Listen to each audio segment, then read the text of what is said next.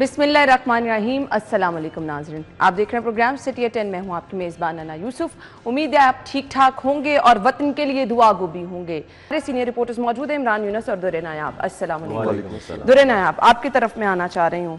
ये नगमा ऐसा कोई सुन लेना तो एक हुब्बुल वतनी का जज्बा सा उभर आता है और ये लोग इंजॉय भी बड़ा कर रहे थे। जी देखिए, जहाँ भारतीय मीडिया हवास खो बैठा है और आपने देखा है कि वो जिस अच्छा, तरह पागलों वाली बात हरकतें का कर रहे इंतखाब, हैं, तो हमें तो सेंसिबल होने की ज़रूरत है ना। हमें तो अपने आप को एनर्जाइज करने की ज़रूरत है और एनर्जाइज करने के लिए आपको अपने अंदर जोश वलवला पैदा करने के लिए आपको इन चीज़ों की ज़रूरत होती है।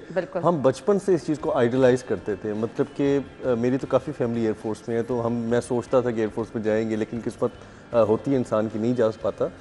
बहुत ही ज़्यादा मेच्योर लोग जो हैं, मेरा ख्याल है कि 0.1% जो हैं वो कहीं सिलेक्ट होते हैं एयरफोर्स में, और वो इतने शार्प माइंडेड हैं। अभी मैं आपको ब्रेक में बता रहा था कि हमारे तो एयर चीफ इतने फिट हैं इस एज में कि वो फाइटर पायलट, वो खुद फाइटर प्लेन उड़ाने की पूरी ताकत रखते हैं। ना सिर्फ उड़ाते हैं बल्कि अच्छे तरीके से वो मिशंस भी कंप्लीट करते हैं, जो आपस में मिशन लड़ते हैं। बहरहाल एयरफोर्स बहुत मैटर करती है।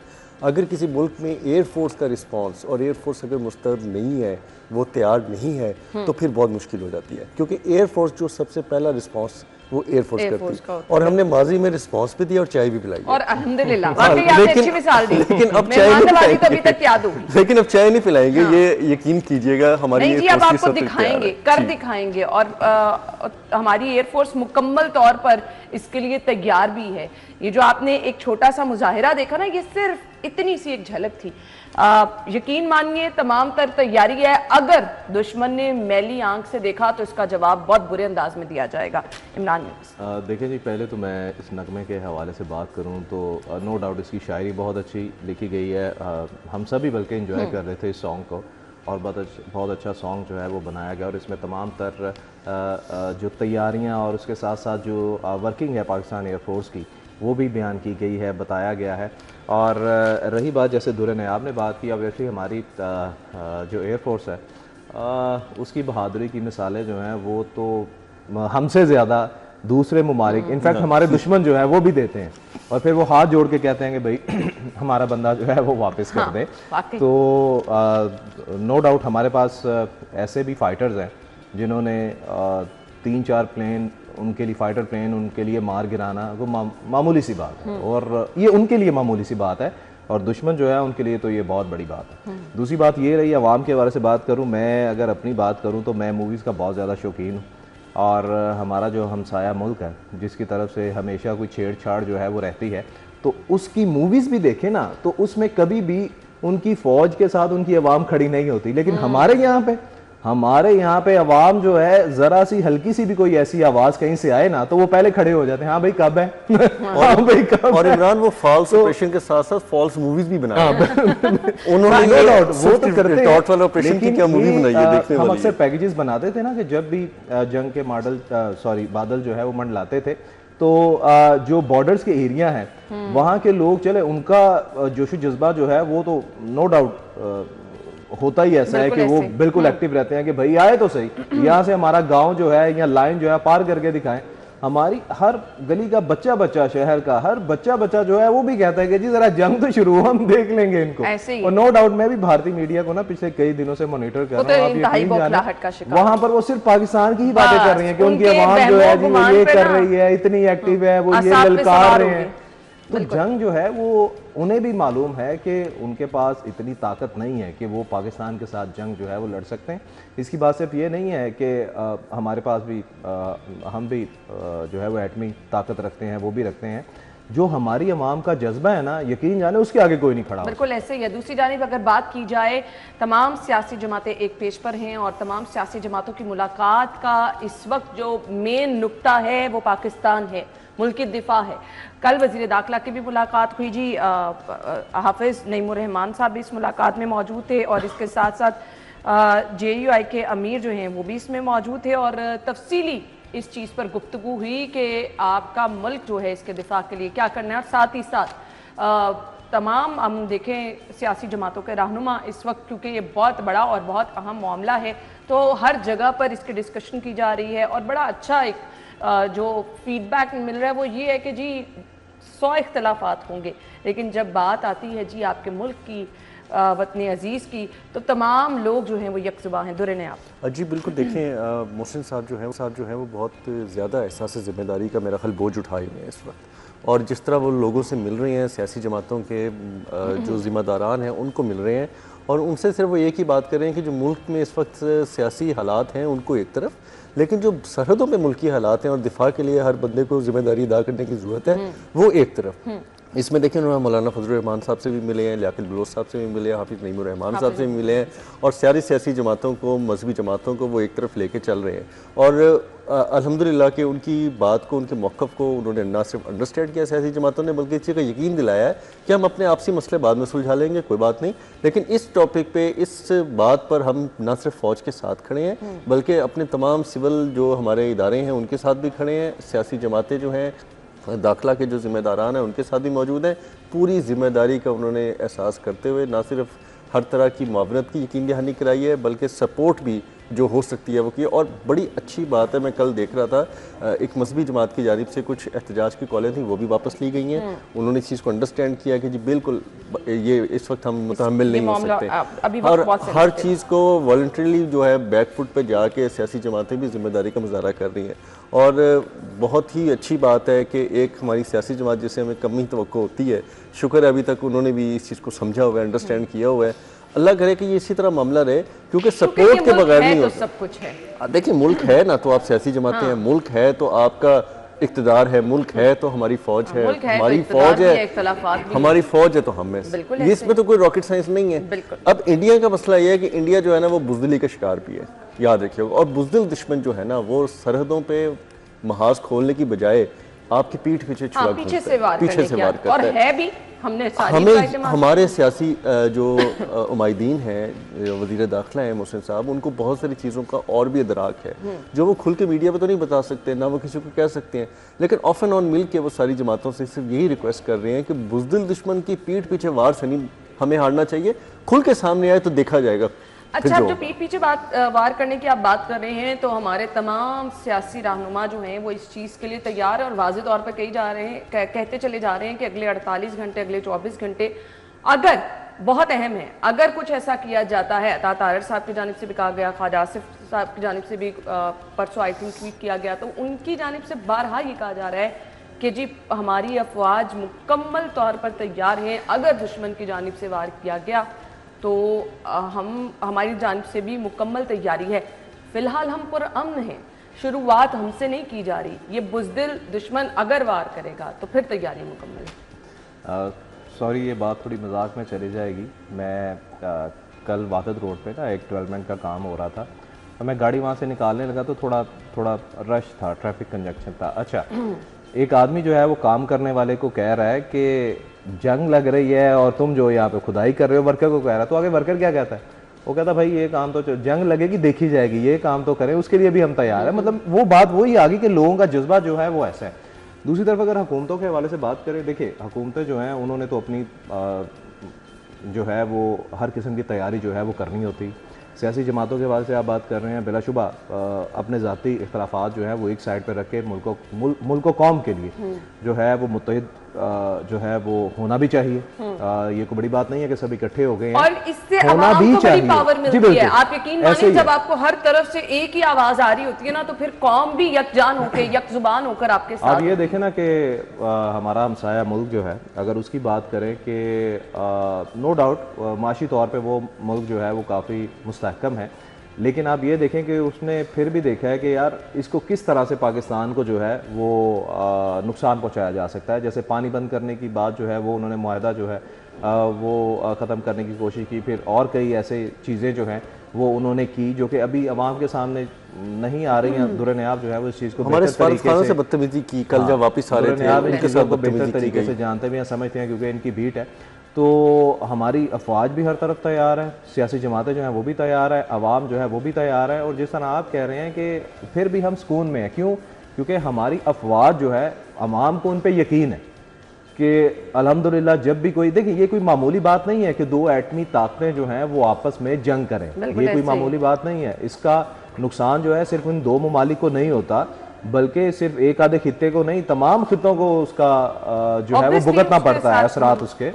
तो ये चीज़ कोई इतनी आसान नहीं है, ये भारत भी जानता है और उसे ये भी पता है कि अगर पाकिस्तान से जंग हुई तो फिर सबसे ज़्यादा नुकसान उसी का होगा। और उनको ये भी पता है कि चाय बनाने वाले और चाय पिलाने वालों में भी बड़ा फर्क है, और हमारी चाय तैयार है, बस हम ये कहना चाहते हैं। बिल्कुल तैयार है, और इसकी मेरे ख्याल से उन्होंने बहुत अच्छे तरीके से मिसाल दी भी लिया। ब्रेक ले लेते हैं जी, ब्रेक के बाद वापस आएंगे, हमारे साथ रहिए।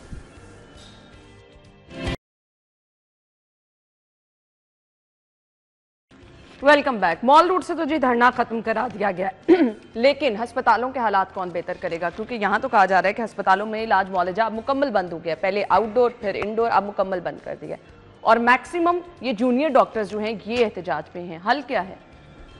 ना देखिए, हम तकरीबन डेली हर प्रोग्राम में जो है वो इस इश्यू को हाईलाइट कर रहे हैं। मसला बहुत बड़ा है, शहर के जितने अस्पताल हैं सब में काम बंद है। देखें, हम डॉक्टर्स को, पैरामेडिक स्टाफ और इस अलायंस को अगर बुरा कहने की बजाय अगर हम थोड़ा पीछे चले जाएं अपनी इंतज़ामी इदारों की तरफ या हुकूमत की तरफ, क्यों वो अपने सिस्टम को बेहतर नहीं कर पाए, क्यों वो हॉस्पिटल्स की सूरत हाल को बेहतर नहीं कर पाए।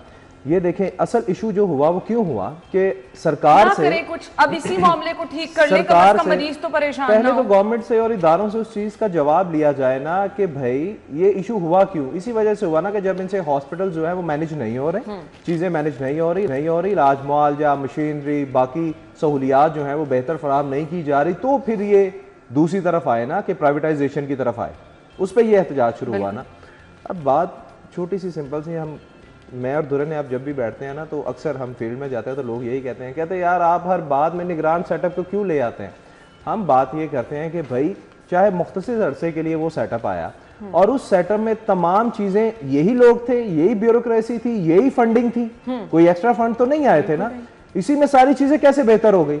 हर डॉक्टर, हर मैनेजरियल पोस्ट पे जो बंदा था वो अपनी ड्यूटी करता था, मौजूद होता था, लोगों की शिकायत कम हो गई थी, और इनफैक्ट लोग ये कहना शुरू हो गए थे कि भाई ना सुनो हमारी बात, वजीर आला को मैं शिकायत करूंगी। मतलब वजीर आला उनको मिलता था ना, कहीं पे भी अचानक जाते थे लोगों से मुलाकात। तो वो सरकार जिनके पास 4-4 साल रहते हैं, हुकूमतें 8-8 साल रहती है, वो इस ब्यूरोक्रेसी से काम क्यों नहीं लेती। पहले तो इस चीज का जवाब सरकार से लिया जाए ना। फिर उनकी नाअहली जो है वो इस चीज पे आ गई कि आज डॉक्टर्स, पैरामेडिक स्टाफ इनके कंट्रोल से बाहर हुआ और वो ओपीडीज बंद कर दिए। कभी ये लोग जो है इमरजेंसी बंद करने की तरफ आ जाते हैं, कभी ये रोड्स ब्लॉक कर देते हैं, या फिर मारकुटाई शुरू हो जाती है। ये कोई तरीका तो नहीं है। चले, इनको हम कहते हैं कि ये गलत कर रहे हैं, ये मसीहा हैं और अपना सारा काम छोड़ के ये सड़कों पर आए हुए हैं। चाहे इनको डर खौफ भी है, चाहे इनमें कोई हडराम भी होंगे, चाहे इनमें कोई काम करने वाले भी होंगे, लेकिन अब सजा जजा जो है वो जब प्राइवेटाइजेशन की तरफ आएंगे वहां पर जवाब तो देना होगा ना कि मैं अगर काम नहीं कर रहा तो मुझे नहीं रखा जाएगा। और ये असल मसला तो मैं हर प्रोग्राम में कहता हूँ छोटे तबके का है ना, छोटे ग्रेड का। बट आप ये देखें कि तकरीबन ये आज मेरे ख्याल से 23वां 24वां रोज है, मुसलसल इस एहतजाज की वजह से लोग सड़कों पर ख्वार हुए हैं, मरीज वहां पर ख्वार हुए। और ये पीछे खबर लगी है जी, ताजिर कह रहे हैं हमारा करोड़ों का नुकसान हुआ है। मतलब आपका कोई भी तबका एक गिरोह बना के, एक जत्था बना के आपको ब्लैकमेल कर सकता है अपने मुतालिबात के लिए, आपकी तरफ से चुप है, सीएम हाउस पर भी हमला कर सकता है, फिर पीछे क्या रह जाता है दुरने? अच्छा, मेरा बड़ा सख्त इख्तलाफ है इस मामले पे जो हुकूमत रवैया अपनाए हुए। आप अनअटेंडेड जो है किसी भी प्रोटेस्ट को नहीं छोड़ सकते। आप हुकूमत में बैठ के बात करते हैं जी कि हमें कोई फर्क नहीं पड़ता, आपने एहतजाज करना कर लें। भाई आपको क्या फर्क पड़ेगा, तनख्वाहें बंद करने का आपको क्या फर्क पड़ेगा? आपने तो ना जाना है किसी सरकारी अस्पताल में, ना इलाज कराना है। फर्क तो पड़ रहा है आप जैसे मेरे जैसे आम लोगों को जो बाहर सड़क पे बेचारे गरीब रुल रहे हैं, फर्क तो उनको पड़ रहा है। कौन सा मिनिस्टर सरकारी अस्पताल में इलाज कराता है? कौन सी काबीना का मेंबर सरकारी अस्पताल में जाता है? वजीर आला क्या खुद कभी इलाज के सिलसिले में वो तो अपने मुलाजिमों को प्राइवेट अस्पताल चेकअप कराने कभी खुद क्या वजीर आला खुद गई हैं? तो उनको एहसास इस चीज का होगा जिस दिन वो खुद जाएंगी, वहां पे पता लगेगा कि एक आम इंसान पर क्या बीतती है। और अगर 1 घंटा भी हॉस्पिटल की इमरजेंसी ओपीडीज बंद होती हैं तो उसके साथ क्या सलूक होता है। जहां जो कुछ देख के आएंगे तो अब खुद, लेकिन वो इस प्रोसेस से गुजरी तो नहीं। मैं आपको 1 मिनट के अंदर रैप अप करके बताता हूँ इशू क्या है। इशू ये है कि सीनियर डॉक्टर्स जो हैं वो आने को तैयार नहीं अस्पतालों में, वो प्राइवेट क्लिनिक्स पे बैठते हैं। अब वो ओपीडी में नहीं बैठते, अपने पेशेंट्स को बाहर बुलाते हैं, 3000-5000 फीस लेते हैं और वो आने को तैयार नहीं है। यंग डॉक्टर्स बदतमीज हैं, उनका रवैया ठीक नहीं है, लेकिन वो अस्पतालों में आते हैं, वो एग्जॉस्ट होते हैं, वो आगे से बहुत ज़्यादा जो परेशानी के शिकार भी होते हैं, वो अपना गुस्सा जो है वो मरीजों पे निकाल देते हैं, बहरहाल वो होते हैं। अब प्रॉब्लम क्या है कि अब सीनियर डॉक्टर्स को ला नहीं सकते, उन पे पीड़ा लगाए, उनको फारग करें जो नहीं आना चाहता। आप उनको फारग करेंगे तो नीचे वाला ऑलरेडी तीर की तरह सीधा हो जाएगा। मैं आपको लिख के देने को तैयार हूं। अब तीसरा हाल ये नहीं है कि जी आपसे एक महकमा नहीं चल रहा तो ठेके पे दे देंगे, कल को आपसे गवर्नेंस नहीं होगी, आप हुकूमत ठेके पे दे देंगे। आप मुझे बताएं, आपसे एंकरिंग नहीं होगी, एंकर ये प्रोग्राम ठेके पे दे देंगे, मुझसे रिपोर्टिंग नहीं होगी, मेरी बीटें ठेके पे जाके किसी और रिपोर्टरों को हायर कर लेंगे। ये नहीं होता। आपका फेलियर जो है वो लोगों को प्राइवेटाइजेशन की सूरत में बिल्कुल नहीं जाना चाहिए। अगर आपने इंसाफ कायम करना है तो आप हर उस डॉक्टर को फारिग करें जो ड्यूटी पे नहीं आता, चाहे वो प्रोफेसर डॉक्टर है, चाहे वो डॉक्टर ऑफ मेडिसिन है, जो भी है। अब आपको भी पता है, इमरान को भी पता है, मुझे भी पता है उन डॉक्टरों के नाम जो नामवर डॉक्टर है, लेकिन वो ओपीडी में बैठ के मरीजों को नहीं चेक करते।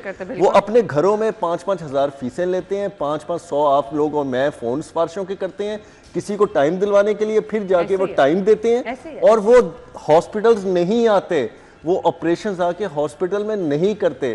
चंद लोग हैं जो मिडिल एज में हैं, डॉक्टर्स जो यंग हैं, यंग डॉक्टर्स का ये मसला है कि उनका एटीट्यूड प्रॉब्लम है, बहुत ज्यादा जवान खून है, उनको कोई ओए कह दे, कोई परेशानी में ये पूछ ले कि डॉक्टर साहब आपने ये इंजेक्शन कैसे लगा दिया, उनको गुस्सा चढ़ जाता है। जो मिडिल एज के रिस्पॉन्सिबल लोग हैं वो अब दोनों तरफ हैं। एक तरफ वो सीनियरिटी में हटधर्मी की तरफ जा रहे हैं, दूसरी तरफ वो थोड़ा सा ये भी देख रहे हैं कि नहीं हमने अब काम तो थोड़ा बहुत करना है, कर भी रहे हैं। देखिए अस्पताल में अगर इलाज मुआवजा 10% 20% चल रहा है वो किसी वजह से तो चल रहा है। अब आप उनको चादर तब्दील करने तक के पैसे ना दें, आप उनको डस्टबिन के अंदर शॉपर तब्दील करने के उनके पैसे ना हो, एसी लगे हो चलाने के लिए बिजली के बिल ना हो उनके पास, वॉशरूम में टूटियां ना हो, पानी ना हो वहां पे किसी, तो मुझे बताएं क्या करेगा कोई डॉक्टर। आपने सही कहा, लेकिन इस तमाम तर सिनेरियो में जितनी गरीब आवाम परेशान है, गरीब मरीज परेशान है, इसका हल लाजमी सीएम साहिबा को इस मामले का फिल फॉर नोटिस लेना चाहिए। 1 महीना कम टाइम नहीं है। जिन लोगों के ऑपरेशन प्लान थे, जो लोग अपनी मुसलसल दवाइयों के लिए रोजाना के चक्कर लगा रहे हैं, जो लोग मुसलसल तकलीफ में बिलबिला रहे हैं, प्राइवेट डॉक्टरों को नहीं दिखा सकते हैं, महंगी फीसें नहीं दे सकते हैं, उनका पुरसाने हाल कौन है? ये बहुत बड़ा सवाल है, इसका कोई जवाब दे दीजिए, कौन मरीजों का पुरसाने हाल है। हम ब्रेक के बाद आपको ज्वाइन करेंगे हमारे साथ।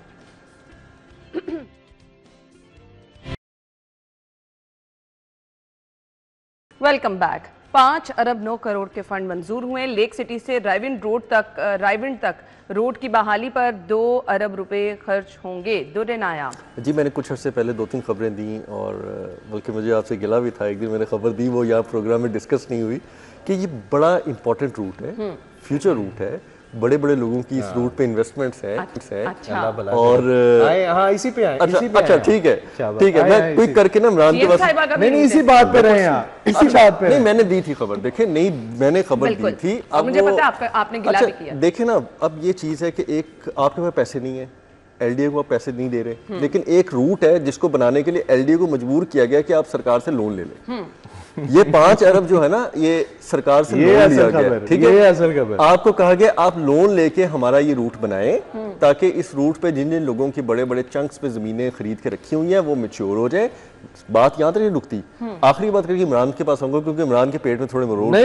इमरान का बड़ी खबर, देखिए असल खबर तो ये बता रहा है ना। अच्छा, अब वो जमीनों पे जो लोन वाली चीज पे अब आया ना, ये मैंने मेंशन किया खबर पे, अगर कभी रिकॉर्ड में तो जाती नहीं है, लेकिन मैं वही कह रहा हूँ कि अच्छी बात। मैंने लिखा था कि एलडीए को वैसे ग्रांट्स नहीं मिल रही, वैसे उसको प्रोजेक्ट नहीं मिल रहे, लेकिन इस रोड के लिए उसको कहा गया कि आपको जितना लोन लेना हुकूमत देने को तैयार है, आप ले लें। आपने 5 अरब का लोन भी दे दिया है और सेकंड ईयर के लिए, सेकंड फिस्कल ईयर जो जून के बाद शुरू हो रहा है, मजीद 10 अरब रुपए आपको दे दिए जाएंगे।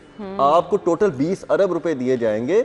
आपने ये सड़कें बनानी है जो मर्जी हो जाए, क्योंकि इसमें बड़े बड़े हल्के, बड़े बड़े एमपीएस जो हैं, जो मुस्लिम लीग नून के अंदर करता धरते हैं, उनके एरियाज हैं, उनकी कॉन्स्टिट्यूंसीज हैं। और ये जो ज़मीन है जो पाइन एवेन्यू से जाएगी एलडी सिटी, जिया बग्गा और जाके फिरोजपुर रोड को मिलेगी, नीलम रोड, इस पे इतने बड़े लोगों के स्टेक हैं कि अगर मैं प्रोग्राम में नाम ले दूं ना तो फिर आप अगले मैनिफेस्टो को मुझे बिठा नहीं पाएंगी। तो अब उनके लिए एक तो सिर्फ ये है कि जी वहां पे इनको जमीनों के रोड बना दी गई, उनके बाद उनको जितनी एक्सेस मेन एज पे लगेंगी ना उनको कमर्शियल भी फ्री कर दिया जाएगा। अच्छा, जी, ये भी एक पॉलिसी है।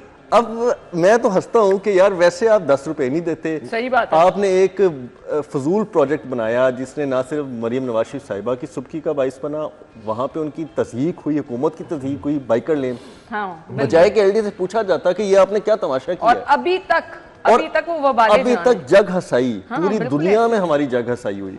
तो आपने उनको एक प्रोजेक्ट ऐसा दे दिया कि नहीं जी ठीक है, आप कोई बात नहीं, वो जो हो गया सो हो गया, वो आवाम का पैसा था, आवाम के जज्बात थे, वो भाड़ में गए। अब 20 अरब हमसे लोन ले लेना, ये कौन सी बात है इमरान? 20 रुपए ना इमरान मुझे जल्दी दे। कहते जी 20 रुपए हालात ही है ना, बिल्कुल ऐसे ही। देखिए दुर्र नियाब ने ये बड़ी अच्छी बात की है। मैं यही चाह रहा था कि दुर्र नियाब इस खबर की डिटेल जो है ना वो बताएं, क्योंकि इस चीज़ को दुर्र नियाब से बेहतर हमारा कोई रिपोर्टर जो है ना वो नहीं समझ सकता। क्यों? क्योंकि ये इनकी बीट भी है और ऑब्वियसली ये जो रायवन रोड है इससे रिलेटेड हर चीज़ तो दुर्र नियाब के फिंगर टिप्स पर और हमेशा से रही है। मैं आज सुबह भी, आप यकीन जाने, मैं सुबह, मुझे नहीं पता था कि आज हम प्रोग्राम में कोई डेवलपमेंट के हवाले से ये खबर जो है कोई भी डिस्कस करेंगे, लेकिन मैं चाह रहा था कि आज अगर हमारे प्रोग्राम में, लिटरली मैं सुबह यही सोच रहा था फजर के बाद कि हमारे प्रोग्राम में कोई डेवलपमेंट के हवाले से कोई खबर शाया हुई तो मैं इस पर एक सवाल जो है ना वो ज़रूर करूँगा जो कि हमें तकलीफ़ होता है। मुझे क्यों तकलीफ़ हो रही है? देखिए, मैं जब भी कोई चीज़ खरीदने जाता हूँ ना, मैं टैक्स देता हूँ। मैं ये कहता हूँ कि हमारी हुकूमतें और हमारे जितने भी लॉयर्स हैं जो कि हमेशा खुद से कोई ना कोई केस जो है वो अदालत में दायर कर देते हैं, मुझे ये बताएं कि जब एक नया रोड बनता है ना, कुछ महीने बाद उसको दोबारा से तोड़ दिया जाता है। ये हमारे ऑफिस के बाहर जो मेन रोड बना है, देखे ना आप, ऐसे ही उस पे खुदाई हुई पड़ी है और यकीन जाने उस पर इतना ज्यादा ट्रैफिक रश बनता है। इतनी प्यारी रोड बनी, उसको दोबारा से तोड़ा गया और फिर याद आ गया कि वहां पर पाइप डालने। मुझे ये बताएं कि जिस महकमे की ये जिम्मेदारी थी, खुदारा जब भी कोई, पूरी दुनिया में जब भी कोई प्लान बनता है ना वो अगले 20-25 साल के लिए बनता है। हमारे यहाँ पर हमेशा जब भी कोई डेवलपमेंट का काम होता है ना, महीने, 2 महीने, 3 महीने बाद, कोई भी रोड ले लें, लामा इकबाल टाउन के रोड्स ले लें, ये ले लें, ये मैं इसलिए बता रहा हूँ क्योंकि यहाँ से हर किसी का गुजर होता है। मेन रोड है, इतना शानदार रोड बना, सिग्नल फ्री रोड बना और बेहतरीन मटीरियल भी यूज किया गया। और खुद उस दौर के वज़ीर आला जो है जाके मटीरियल चेक करते रहे कि ये मटीरियल ठीक नहीं है, ये, बल्कि दुर्र नियाब इस चीज को ज्यादा बेहतर जानता है, वो मटेरियल भी चेक करते रहे।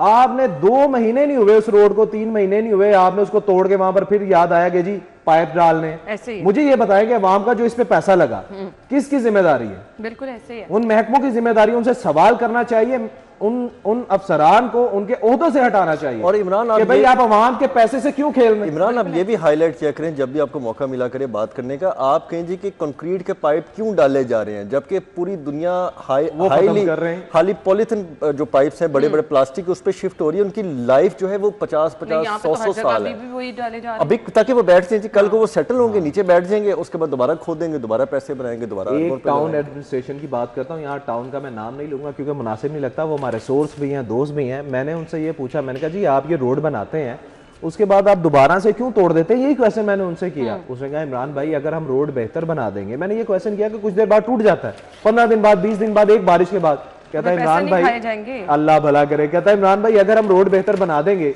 तो उसको दोबारा बार बार हम कैसे बनाएंगे, हमारी जेबें कैसे भरेंगी? लिटरली ये खाने पे बात हो रही थी। बिल्कुल ऐसी। अब ये सरकार के बंदे जो है, जब उनकी सोच ये है तो फिर क्या बनेगा?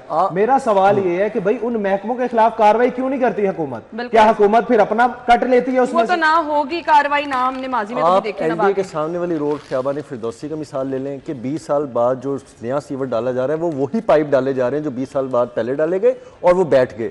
आपने नई टेक्नोलॉजी यूज नहीं की। दुनिया टेक्नोलॉजी की तरफ जा रही है, दुनिया चेंज होती जा रही है और आपने फिर इसको तकरीबन मेरे ख्याल से कुछ ही महीने गुजरते हैं और आपको उसका रिजल्ट सामने आएंगे। अभी आप देख लें जहाँ कहीं पाइप डले हैं, आने दे मानसून का मौसम और फिर देखें। अच्छा जी, ब्रेक की तरफ जाना है, बट इससे पहले एक कमेंट दुर्रे ने आपका ले लूँ जी।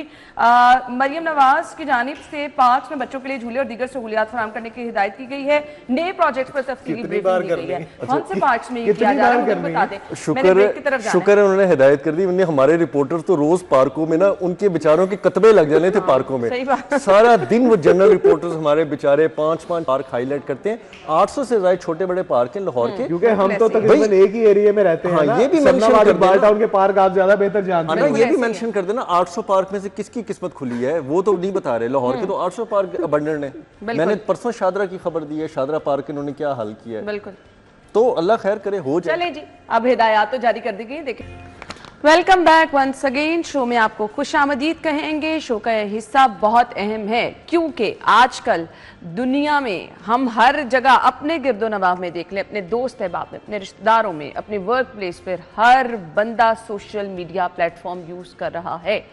चाहे कोई शौक के तौर पर कर रहा है, चाहे कोई एमी बस अपनी तस्वीरें हर टाइम अपलोड करता रहता है। बहुत सारे लोग जहाँ कहीं पे भी जा रहे हैं, अपनी पर्सनल एक्टिविटीज़, इवन शादी ब्याह के फंक्शनों पे जा रहे हैं, खाना खाने जा रहे हैं, आप जगह जगह चेक इन भी दे रहे हैं। अच्छा जी, होता क्या है जी, हमारे ये सोशल मीडिया प्लेटफॉर्म जो हैं हमारी एक्टिविटीज़ पूरी दुनिया में दिखा रहे होते हैं। ऐसे में अगर आप कोई वेल नोन पर्सनालिटी हैं तो दुनिया आपको फॉलो भी कर रही है। बहुत सारे लोग हम देखते हैं कि जी बड़ी पर्सनालिटीज़ के साथ साथ बहुत सारे ब्लॉगर्स हैं, बहुत सारे हम मुख्तलिफ शोबों से ताल्लुक़ रखने वाले लोग जिनको लोग बहुत पसंद करते हैं, देखते भी हैं। अब उनके लिए अपने आप को सिक्योर रखना भी मुश्किल हो चुका है। आपका पर्सनल डेटा जो है वो तमाम चीज़ें आपके सोशल मीडिया प्लेटफॉर्म पर मौजूद होती हैं। अब हमने आज के शो में बात ये करनी है कि हैकर्स का हमें कैसे पता चल सकता है कि हमारे पीछे कोई साया मंडला रहा है, हमें कोई फॉलो कर रहा है।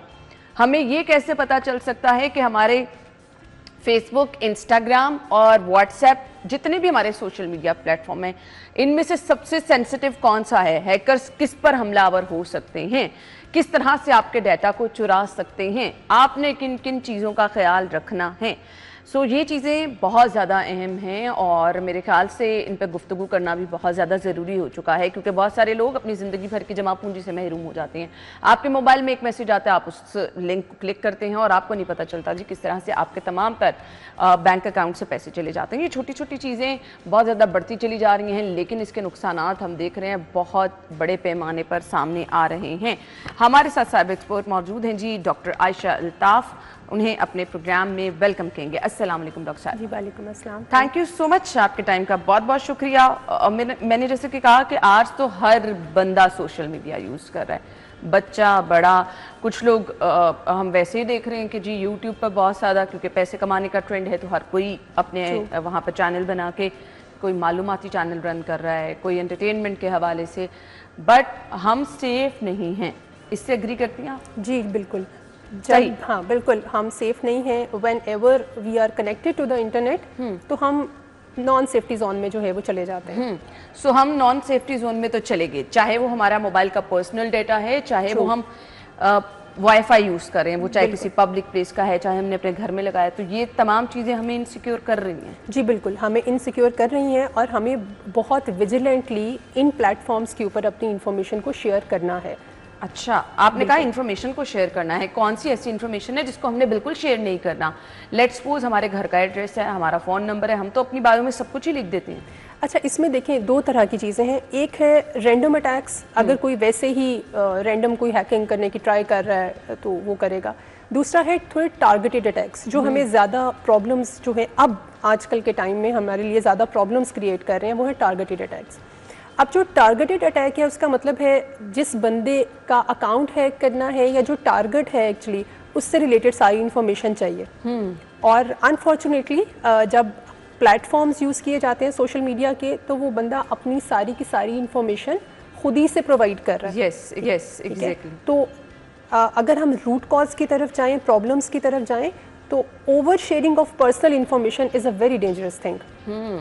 ठीक है, तो सॉल्यूशंस में सबसे पहले तो आपको सेल्फ अवेयरनेस होनी चाहिए कि आपको कौन सी चीज़ शेयर करनी है और कौन सा डेटा जो है वो आपको शेयर नहीं करना। ठीक है, अब मुझे ये चीज़ जो है वो खुद डिसाइड करनी है कि मैं जहाँ कहीं जा रही हूँ, मैं चेक इन कर रही हूँ, वो मुझे करना है या नहीं करना।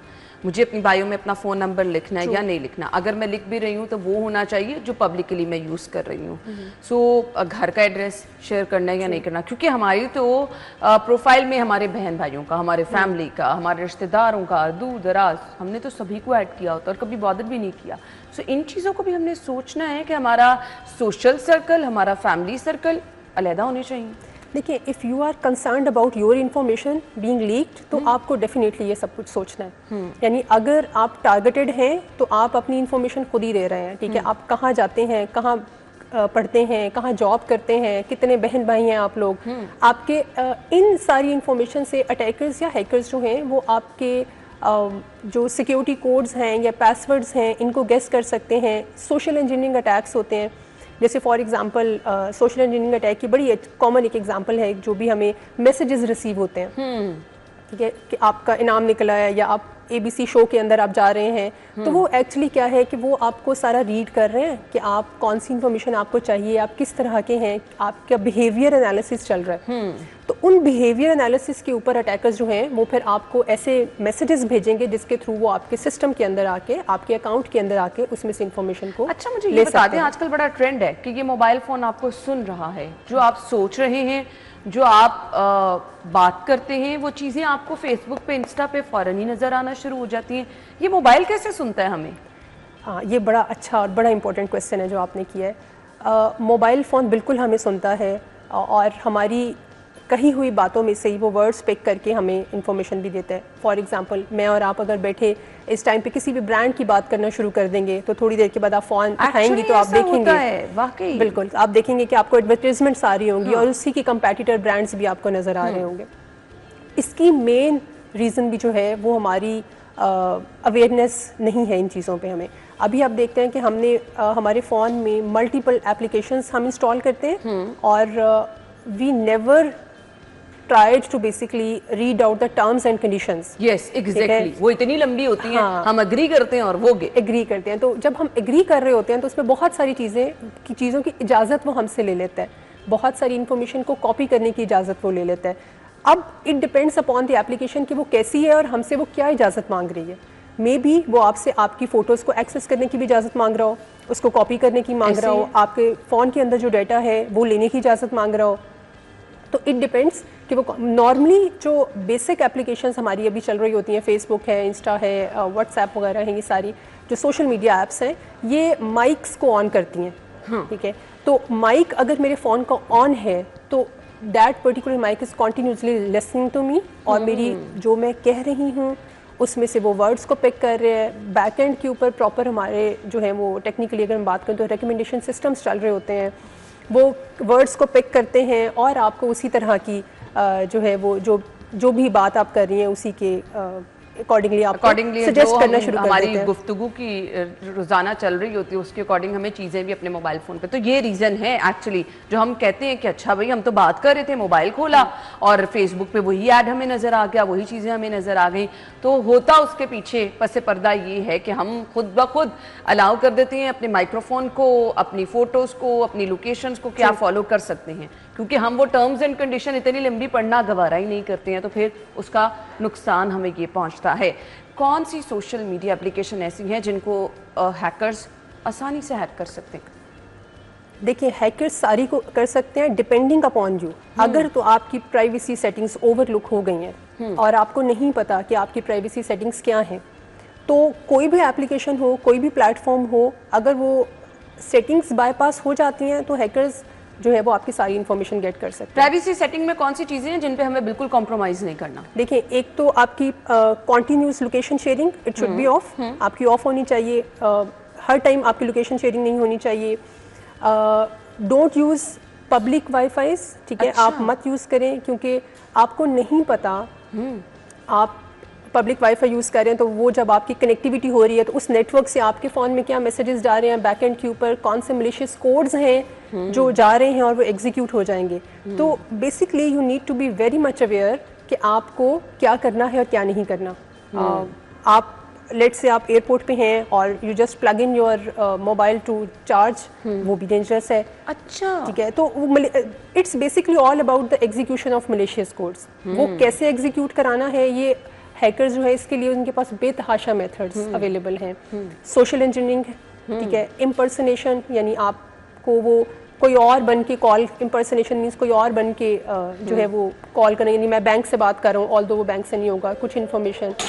तो अगर तो बंदा इलिटरेट होगा तो वो डेफिनेटली फ़ोन पे इन्फॉर्मेशन बैंक की दे देगा, वो उसको मिसयूज़ करेगा। तो there are lot of face के अगर टारगेटेड अटैक है तो हैकर उसको बड़े आराम से आवाम की अवेयरनेस के लिए ये बता दें कि कुछ ऐसी चीज़ें जो हम कहते हैं ना, कुछ ऐसी हमें अपने इर्द गिर्द हरकत लग रही हैं कि हमें कोई फॉलो कर रहा है। सो आपके सोशल मीडिया पर आपको कोई फॉलो कर रहा है, किस तरह से अंदाज़ा हो सकता है कि एक हैकर जो है आपके ऊपर नज़र रखे हुए है? कुछ ऐसे पॉइंट्स हैं जिन पर हमने गौर करना है? जी बिल्कुल। जैसे फॉर एग्ज़ाम्पल स्पाईवेयर, स्पाइस कहते हैं इसको, स्पाई हो रहे हैं आपको कैसे पता चलेगा? फॉर एग्जांपल अगर कोई भी कॉन्टीन्यूसली मॉनिटरिंग आपके ऐप पे, आपकी फेसबुक अकाउंट के ऊपर है कोई एक रैंडम बंदा है वो हर दफ़ा मैसेज कर रहा है, वो आपकी इन्फॉर्मेशन को व्यू कर रहा है, तो you should be very aware, very much aware. हम तो देखते नहीं व्यूज में कौन कौन है, हम तो कहते हैं अच्छा बस 136 व्यू हैं, 200 व्यू हैं, तो हम तो इस चीज़ को बॉदर भी नहीं करते। लेकिन as being a public account holder आप इसको नहीं देख सकते। आपको सिर्फ ये इंश्योर करना है कि आपकी तरफ से जो इन्फॉर्मेशन जा रही है वो कोई भी यूज़ कर सकता है, वो यूज़ भी हो सकती है और वो मिसयूज़ भी हो सकती है। तो साइबर सिक्योरिटी अवेयरनेस में हमारा मेन पर्पस यही होता है कि आपको मिसयूज़ करने से बचाया जाए, आपको ये बताया जाए कि कौन कौन सी इन्फॉर्मेशन आपको नहीं शेयर करनी चाहिए। अननेसेसरी कोई भी इन्फॉर्मेशन शेयर ना करें। आप अपना जो भी एडवर्टाइज कर रहे हैं वो ज़रूर करें, लेकिन जो अननेसेसरी आपकी पर्सनल इन्फॉर्मेशन हैं अगर आप वो शेयर कर रहे हैं खुद ही से, तो फिर आपको कॉन्सिक्वेंसेस के लिए भी तैयार रहना पड़ेगा। हम जासूस की निशानियां डिस्कस कर रहे थे, क्या क्या हो सकती हैं कि हमें लग रहा है कि हमारे पीछे कोई है?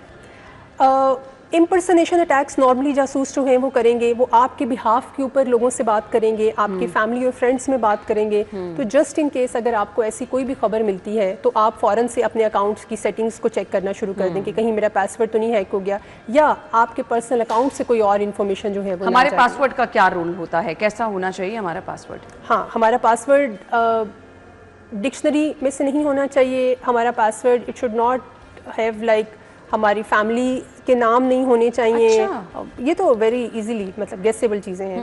तो it should password should contain some alphanumeric characters, special symbols, और आपको फ्रीक्वेंटली इसको चेंज करते रहना चाहिए। ठीक है। Multi factor authentication is one of the aspects of the password, यानी आप पासवर्ड के साथ कोई और ऑथेंटिकेशन का मेथड भी लगा दें। लेकिन still by using these measures we can not say कि जी you can prevent your account from the hackers. वो आपकी सेल्फ अवेयरनेस के ऊपर है। अब हम देखते हैं मिलियंस हैं फॉलोअर्स टिकटॉकर्स के, आए दिन वीडियोस उनकी जो हैं उनके अकाउंट्स हैक हो जाते हैं, वीडियोस लीक हो जाती हैं। सो क्या जितने आप फेमस होंगे उतने ही आप टारगेट पे होते हैं? बिल्कुल, जितना आप फेमस होंगे उतना आप इजी टारगेट होते हैं। अच्छा, इजी टारगेट कैसे? क्योंकि फॉर एग्जांपल जैसे आप टिकटॉक अकाउंट्स की बात कर रही हैं, तो उनके एंड पे सबसे बड़ा प्रॉब्लम जो है वो over sharing of personal information है। सबसे बड़ा प्रॉब्लम कि वो आपको हर टाइम हर न्यूज़ तो वो खुद ही से दे रहे हैं। ठीक है। अब उनको ट्रैप करना, उनके अकाउंट्स को ट्रैप करना as being a hacker is very easy. ठीक है। आप कोई भी मैसेज अगर उनको सेंड कर रहे हैं, कोई भी मलिशियस कोड एग्जीक्यूट कराना बड़ा आसान है। मलिशियस कोड क्या है? आपने कोई भी प्रोग्राम बनाया है कि आप फॉर एग्जांपल उसके सिस्टम से उसकी फ़ोटोज़ लेना चाह रहे हैं, आप उनको मैसेज करते हैं, या वो आपके वाईफाई से कनेक्ट हो जाते हैं, या वो आपके मैसेज पे क्लिक कर देते हैं, तो वो कोड एग्जीक्यूट हो गया। उसके लिए आपको किसी पासवर्ड की ज़रूरत नहीं है, उसके लिए आपको ऑथेंटिकेशन की ज़रूरत नहीं है। तो that is exactly like a back door जो आपके फ़ोन के अंदर जनरेट हो जाता है, और लेटर ऑन फिर हैकर्स उसको मिसयूज़ करते हैं। चलें जी, ये तमाम चीज़ें आपको इसको बहुत ज़्यादा गौर से देखना है। आप एक वेल नाउन पर्सनैलिटी हैं या फिर आम यूज़र हैं, ऑब्वियसली हर किसी की पर्सनल इन्फॉर्मेशन, हर किसी का डाटा उसके लिए बहुत ज़्यादा अहम होता है। तो इन चीज़ों पे आपने हमेशा गौर करना है। आपके पीछे कौन है, इस चीज़ का ख्याल रखना है हमेशा, और किस तरह से आप रख सकते हैं वो हमें डॉक्टर साहिबा ने बहुत अच्छे अंदाज में बता दिया। थैंक यू सो मच, आपके वक्त का बहुत बहुत शुक्रिया। You are welcome. नाज़रीन, ब्रेक के बाद हम आपको ज्वाइन करेंगे, स्टे विद अस।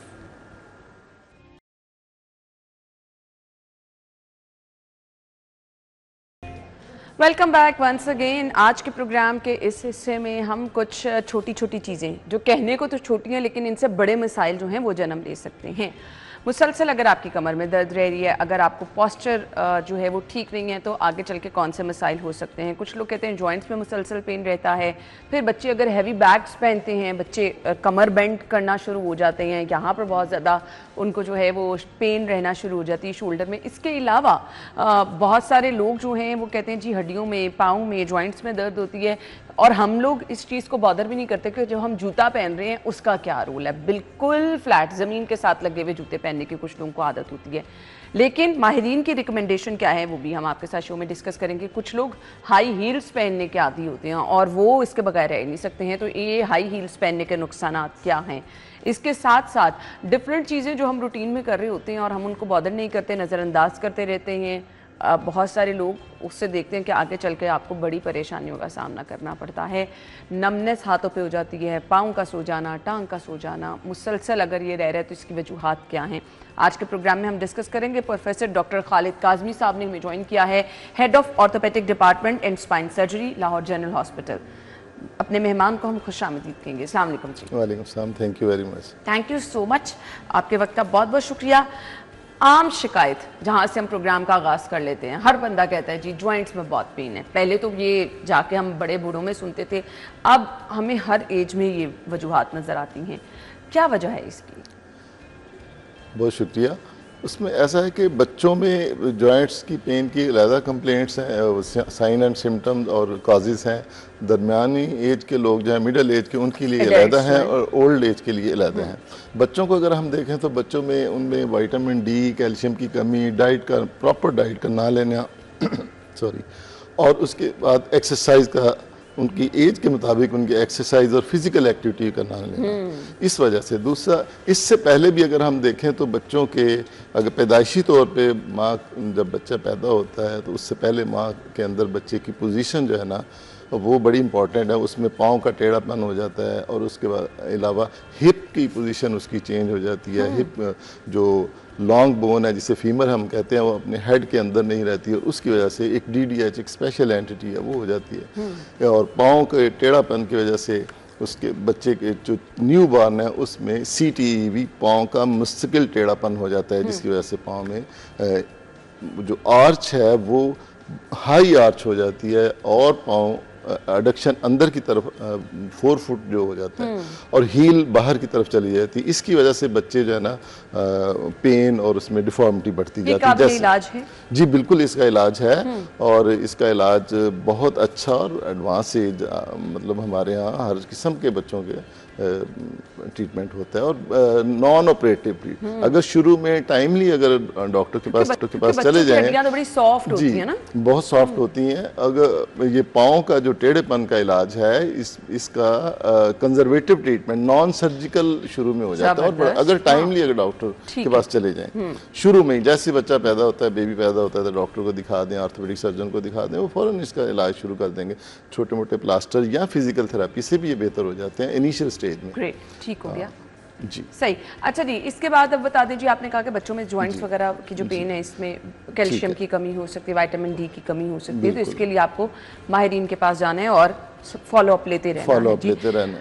अब आम शिकायत जो अक्सर ही हम देखते हैं, बैक में पेन, क्योंकि लोग अपने दफातर में काम कर रहे हैं, कुछ लोग मुसलसल ड्राइव की वजह से, बाइक चलाने की वजह से, शोल्डर में पेन, फिर कुछ लोग कहते हैं कि जी हम अक्सर बैठ के जो है वो मुसलसल पेन का शिकार रहते हैं। सो हमारे पोस्चर कितने मैटर करते हैं, और इसको अगर आपको मुसलसल बैक पेन रह रही है तो क्या करना है? मुसलसल ये देखें जी, बैक पेन जो है ना बड़ी इंपॉर्टेंट है, इससे डिप्रेशन हो जाता है पेशेंट को। अच्छा जी, डिप्रेशन लीड टू बैक एक लीड टू डिप्रेशन। तो जब बैक एक है उसके लिए आपने पोस्चर को ख़ास तौर पे ख़ास पोजीशन में रखना है, बिल्कुल स्ट्रेट होकर बैठा करें ज़्यादातर। और सबसे पहले तो यह है कि आपने अपनी डाइट का ख्याल रखना है, बैलेंस डाइट लेनी है, पानी का इस्तेमाल बढ़ाना है और फिज़िकल एक्टिविटी सुबह उठते ही कुछ 10 से 15 मिनट एक्सरसाइज कर लें और वॉक करें। इसके अलावा आप जो पोजीशन है आपके बैठने की, आप बिल्कुल ऐसे स्ट्रेट बैठें, अपना वेट कम करें और बाकी जो एक्सरसाइजेज हैं मसल की, बाकी जॉइंट्स की, वो मूवमेंट, मोबाइल जॉइंट हो, वेट बढ़ना है ना जी, वेट बढ़ना है, मोबाइल जॉइंट होने चाहिए। और आप अपनी अगर फ्लेक्शन में आप बैठते हैं तो बैक के मसल और लिगामेंट जो है ना उन पे खिंचाव आता है, तनाव आता है। अगर आप एक्सटेंशन में बैठते हैं तो फिर उसके जो एंटीरियर जो उसके लिगामेंट है वर्टिब्रा के, उन पे प्रेशर आता है। और इसलिए स्ट्रेट बैठना चाहिए, स्ट्रेट बैठना चाहिए और कुछ देर बाद पोस्चर चेंज करते रहना चाहिए। सबसे अच्छी बैक की एक्सरसाइज नमाज है। 5 वक्त की अगर हम नमाज पढ़ लें तो हमारी बैक की टो से लेके फोरहेड तक, नेक के लिगामेंट और मसल और वर्टिब्रास हैं, इन सब की, इवन शोल्डर, एल्बो, रिस्ट, इन सब की एक्सरसाइज हो जाती है। सो ये नेचर और खुदा ने जो हमें तरीके बता दिए हैं वो आपको बहुत सारी चीज़ों से अल्टीमेट वही है, दूर रख सकते हैं। बिल्कुल। मुझे ये बता दें, हेल्दी लाइफस्टाइल जिसमें हम वॉक, एक्सरसाइज कहते हैं, कि हमारी हड्डियों के लिए, हमारे अंदर जो ढांचा है उसके लिए कितने ज़रूरी है? बिल्कुल, ये फ्रेम जो है ना, फ्रेम का मजबूत होना बहुत ज़रूरी है। इस फ्रेम में 3-4 चीज़ें बड़ी इंपॉर्टेंट है। उसमें सबसे पहले कैल्शियम, विटामिन डी। ठीक है। कैल्शियम, विटामिन डी के अलावा हमारी ये थायराइड हार्मोन है, इसके साथ है कैल्सिटोनिन, 3-4 हार्मोन है, इनको हमने बैलेंस इनका रखना बहुत ज़रूरी है। ठीक है। अच्छा, बोन्स को जो है ना स्ट्रेंथन देने के लिए, मजबूत करने के लिए हमें जो है ना कैल्शियम, विटामिन डी के अलावा जिस चीज़ की ज़रूरत है वो पानी है और एक्सरसाइज है। एक्सरसाइज हमने जब भी हम चलते हैं, भागते हैं या वॉक करते हैं, जो शख्स चलता है, वॉक करता है, 50 इयर्स एज है, अगर वो चलता है और दूसरे 50 ईयर वाला भागता है, तो जो भागने वाला है उसकी बोन ज़्यादा मजबूत होंगी एज कम्पेयर टू वो जो कि वॉक करता है, और जो बैठा रहता है उसकी और ज़्यादा सॉफ्ट होंगी। इसके अलावा हमें जो मॉर्निंग वॉक बड़ा ज़रूरी है। मॉर्निंग में नहीं कर सकते, जब ठंडी ठंडी धूप होती है, सनलाइट जो आपको अच्छी लगती है, उसमें अगर आप वॉक नहीं कर सकते कोई बात नहीं, सुबह शाम को कर लें, असर के वक्त बस आपने वॉक ज़रूर करें। और अपनी डाइट बैलेंस, सादा ग़िज़ा, दूध, दही, अंडे, बॉयल एग, जिनको हार्ट डिजीज़ है या और प्रॉब्लम है वो उसमें यॉक बेशक ना लें। फ्रूट जो है, मौसमी फ्रूट है, पालक, इसमें इतनी कैल्शियम, विटामिन डी है। ये जो छोटी छोटी जो हमारी रूटीन की, इवन फोर्टिफाइड जो फ्रूट हैं, ये जूसेस हैं, ये लें, इससे आप कैल्शियम, विटामिन डी आपको मिलेगी। तो उससे एक तो अपना सादा ग़िज़ा, दूसरा फिजिकल एक्टिविटी, हेल्दी लाइफस्टाइल, और बस ये जो आपको जगह जगह दर्द होती है ना, कभी नेक में, कभी बैक में, कभी आप कहते हैं जी घुटनों में, अगर आपका ये हेल्दी लाइफस्टाइल होगा तो इनसे आप बहुत दूर चले जाएंगे। ये हड्डियों का भुरभुरापन क्या होता है? इसमें वही बात आ जाती है कि कैल्शियम, विटामिन डी, जैसे जैसे हमारी एज बढ़ती है, हमारे यहाँ 2 किस्म के सेल होते हैं हमारी बॉडी में। एक सेल बना रहे होते हैं कंस्ट्रक्टिव सेल, दूसरे destructive cell, osteoclastic, osteoblastic activity उन्हें कहते हैं। जब 35 के करीब एज आती है तो उसमें जो ऑस्टियोक्लास्टिक एक्टिविटी या इसमें डिफरेंस आ जाता है। बनने वाले जो सेल हैं वो कम हो जाते हैं और डिस्ट्रॉय होने वाले सेल ज़्यादा हो जाते हैं। उसको कंट्रोल करने के लिए रेगुलर एक्सरसाइज, पानी का इस्तेमाल, कैल्शियम, विटामिन डी बहुत ज़रूरी है। यानी ताकि आप घूम फिर के चीजें वही हैं, आपका हेल्दी लाइफस्टाइल, आपकी अच्छी डाइट और एक्सरसाइज, बिल्कुल, जिसने आपको हर तरह से एक्टिव रखना है, हेल्दी रखना है। अच्छा जी, अभी हम आएंगे और वापस आके ब्रेक से हमने डिस्कस ये करना है कि हमारे जूते कैसे होने चाहिए। हम अपना कंफर्ट जोन देखते हैं, अच्छा जी हमें ये अच्छे लग रहे हैं, ये अच्छे लग रहे हैं, बट आपकी जो वो लोग जो कि शिकायत करते हैं कि पैरों में दर्द रहता है, हड्डियों में दर्द रहता है, उनके लिए जूतों का क्या रोल होता है? जो हील्स पहनने के लोग हैं उनके क्या नुकसान हैं? बच्चों में अगर इश्यूज आ रहे हैं, पाँव अगर आपकी पोजीशन, अगर आपको बच्चे की थोड़ी बहुत टेढ़ी लग रही है तो उसके लिए इलाज क्या है, इस पर बात करेंगे। ब्रेक ले लेते हैं जी, ब्रेक के बाद हम वापस आएंगे। स्टे विद अस।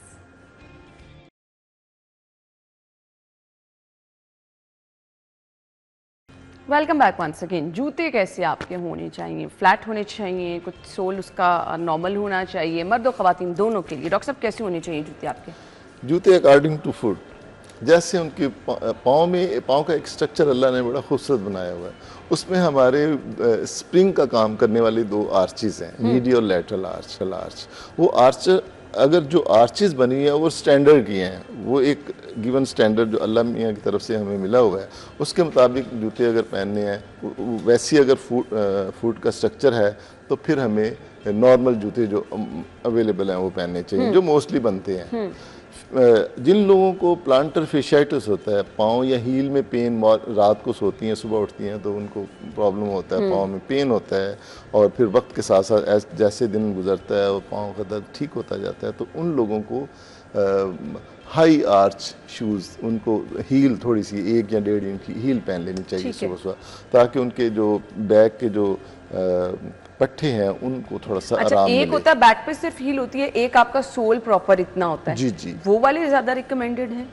अगर तो हाई आर्च है तो फिर तो नहीं वो रिकमेंडेड, अगर नॉर्मल आर्च है तो वो पहन सकते हैं। अब अगर फर्ज करें कि फ्लैट फुट है, कुछ लोगों के फ्लैट फुट होते हैं, तो उनको ऐसे फुट, यानी जो हमारे पाँव के दरमियान में स्पेस है वो नहीं होती, बिल्कुल सीधा पाँव फ्लैट। अच्छा। उसमें वो स्प्रिंग का काम, उन लोगों के साथ प्रॉब्लम ये होता है कि वो भाग नहीं सकते। अच्छा। हाँ जी, ऐसे जिनके फ्लैट फीट होते हैं, ये बाय बर्थ होता है कि आपको कभी भी एज में? बाय बर्थ होता है, और उसके जब कुछ हमें गेन भी करते हैं, अगर हम विटामिन, वही बात आई थी, विटामिन डी, कैल्शियम अगर उसकी डेफिशिएंट तो फ्लैट फुट हो जाते हैं, क्योंकि बोन में वो स्ट्रेंथ नहीं रहती, बोन नरम होती है तो फ्लैट फुट।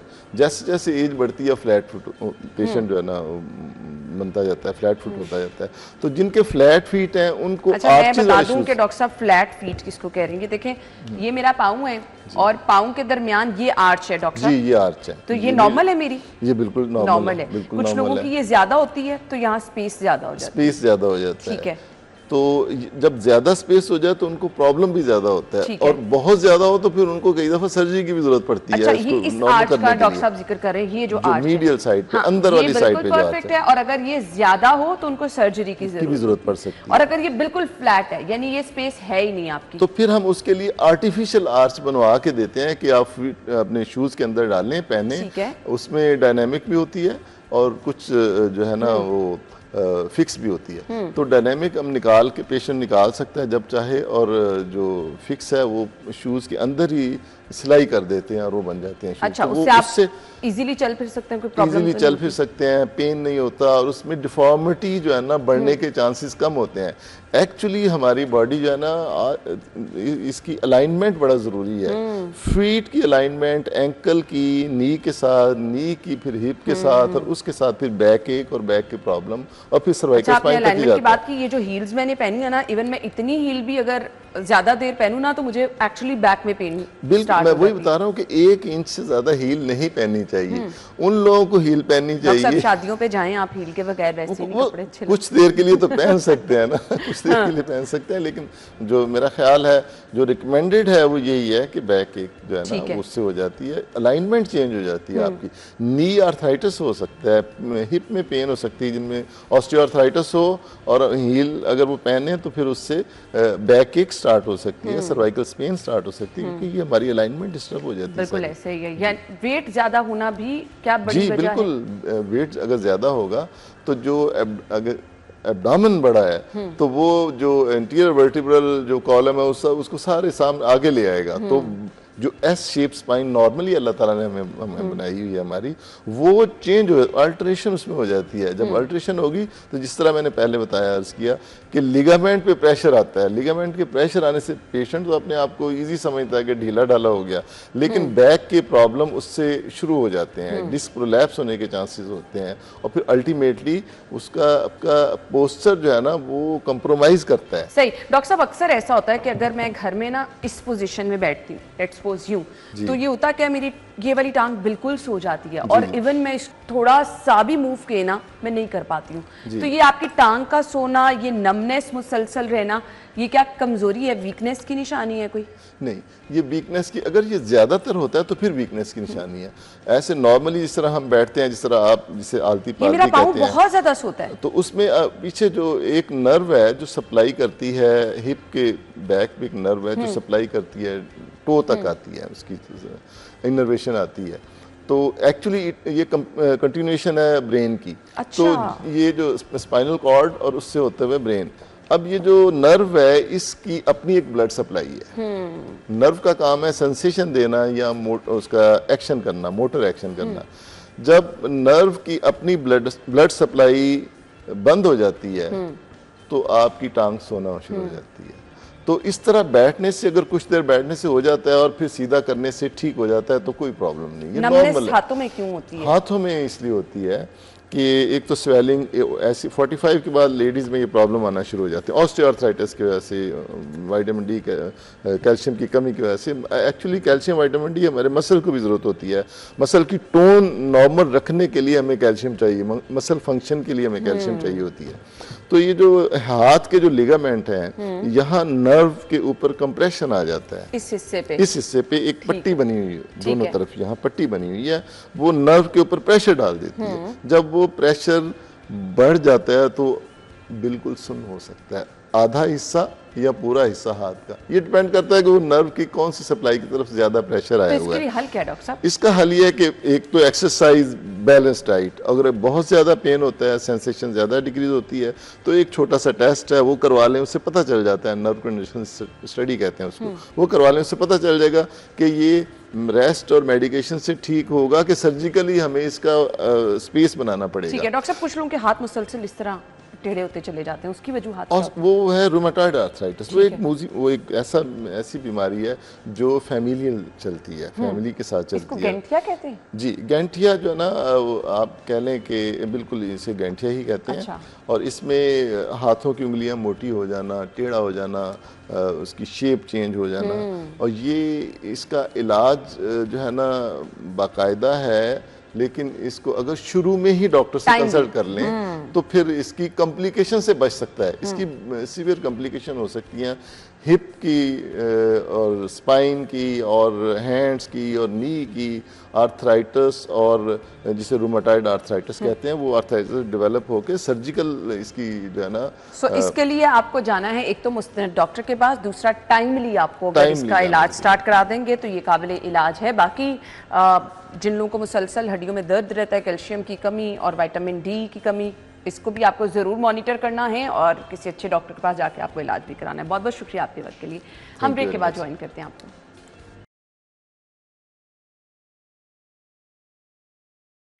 Welcome back. जिनकी बर्थडे है जी उनको हम विश करने जा रहे हैं। आज जिनकी सालगिरह है जी, अब्दुल रहमान हैं, मोहम्मद रोहान हैं, मोहम्मद फैज़ान की सालगिरह है, मोहम्मद हुसैन बलोच, सुलेमान रमज़ान की सालगिरह, इसके बाद जी सैयद मुश्तबा मेहदी शमसी, मोहम्मद उमर गुज्जर। आप सब लोगों को सालगिरह की मुबारकबाद, wish you a very happy birthday.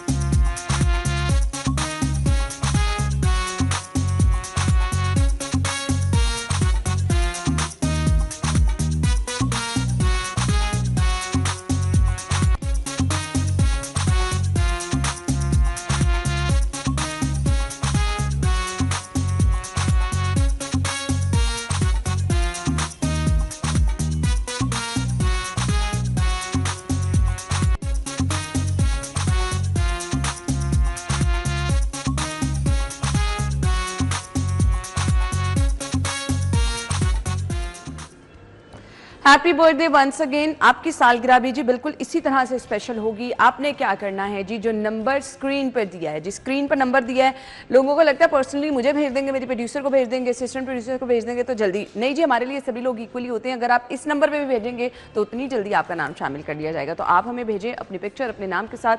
घर में अगर किसी की बर्थडे, आपके पेरेंट्स में से, आपके बहन भाइयों में से, आपके दोस्त में से, तो आप उनको बड़ा स्पेशल फील करा सकते हैं और सालगिरह का ये बड़ा स्पेशल सा तोहफा दे सकते हैं जी। सो आपकी सालगिरह भी इसी तरह से हम स्पेशल बनाएंगे, कल के प्रोग्राम में शामिल करेंगे। कल है जी 1 मई, तो जिनकी कल सालगिरह है वो पिक्चर भिजवाएं, प्रोग्राम का हिस्सा बन जाएं। लेकिन इसके लिए आपको थोड़ी सी जल्दी करनी होगी। अपना बहुत सारा ख्याल रखिएगा। हमारी और आपकी मुलाकात कल होगी सेम टाइम पर। तब तक के लिए इजाज़त दीजिए। अल्लाह हाफ़िज़।